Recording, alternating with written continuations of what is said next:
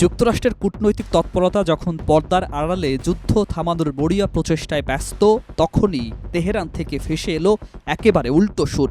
নতজানু না হলে কোনো যুদ্ধবিরতি নয়। মধ্যস্থতাকারী দুই দেশের মাধ্যমে যুদ্ধবিরতির জন্য অনুরোধ পাঠিয়েছে ওয়াশিংটন। এমন তথ্য সামনে আসতেই ইরান স্পষ্ট করে দিয়েছে তারা এখন আর আলোচনার টেবিলে নয়, বরং শক্তির ভাষায় জবাব দিতেই প্রস্তুত। নতুন সর্বোচ্চ নেতা আয়াতুল্লাহ মুস্তফা খামনির অবস্থান যেন সেই বার্তাকেই আরও কঠোরভাবে প্রতিষ্ঠা করছে। পরাজয় স্বীকার করো, তারপর কথা হবে। বিশ্লেষকরা বলছেন এটি শুধু একটি রাজনৈতিক বক্তব্য নয়, বরং যুদ্ধের গতিপথ নিয়ন্ত্রণের একটি মনস্তাত্ত্বিক কৌশল।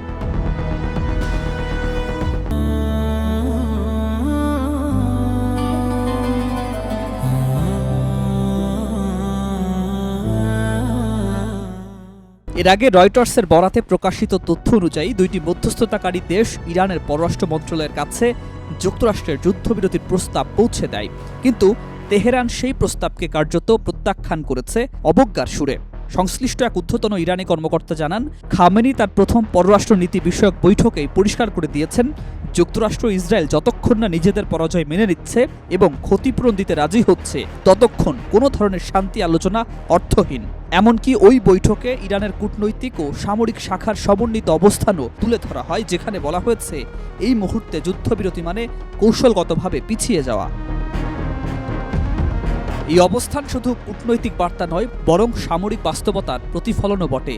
ইসলামিক রেভলিউশনারি গার্ড কর্পসের বিমান বাহিনীর কমান্ডার সর্দার মৌসাফি ইতোমধ্যে ঘোষণা দিয়েছেন, যুক্তরাষ্ট্র ইসরায়েলের বিরুদ্ধে নতুন পর্যায়ের হামলা শুরু হয়েছে। তার ভাষায় এটি কেবল প্রতিশোধ নয়, বরং এটি মারাত্মক ও কার্যকরী অভিযানের সূচনা, যেখানে ভারী ক্ষেপণাস্ত্র ও ড্রোন ব্যবহারের মাধ্যমে প্রতিপক্ষকে চাপে ফেলা হচ্ছে।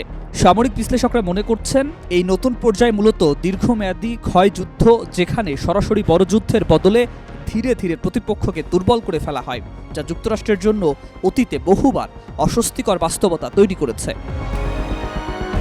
এদিকে যুদ্ধক্ষেত্রের বাইরে কৌশলগত আরেকটি বড় চাল দিয়েছে তেহরান। হরমুজ প্রণালী কার্যত বন্ধ রেখে বিশ্ব অর্থনীতিকে চাপে ফেলা। বিশ্বের প্রায় 1/5 তেল সরবরাহ এই পথ দিয়ে হয়। এর নিয়ন্ত্রণ মানেই বৈশ্বিক বাজারে সরাসরি প্রভাব। ইতোমধ্যে জ্বালানির দাম বাড়তে শুরু করেছে, শিপিং খরচ বেড়েছে, আর অনেক দেশ বিকল্প জ্বালানি সরবরাহ খুঁজতে বাধ্য হচ্ছে। তথাকথিত বিশ্বনেতা ডোনাল্ড ট্রাম্প প্রশাসন এই সংকটে মিত্রদের পূর্ণ সমর্থনও পাচ্ছেন না, যা কূটনৈতিকভাবে তাদের অবস্থানকে আরও দুর্বল করে দিচ্ছে। তৃতীয় সপ্তাহে গড়ানো এই সংঘাতে ইতোমধ্যে প্রাণহানি ছাড়িয়েছে 2000-এরও বেশি, কিন্তু যুদ্ধ থামার কোনো লক্ষণ নেই, বরং প্রতিদিনই নতুন মাত্রা যোগ হচ্ছে উত্তেজনায়। যুক্তরাষ্ট্র ইসরায়েল যেখানে কূটনৈতিক লবিংয়ে ব্যস্ত, সেখানে ইরান দেখাচ্ছে সম্পূর্ণ ভিন্ন এক বাস্তবতা, যেখানে শক্তি, প্রতিশোধ এবং রাজনৈতিক বার্তা একসঙ্গে মিশে তৈরি হয়েছে এক নতুন ভূরাজনৈতিক সমীকরণ।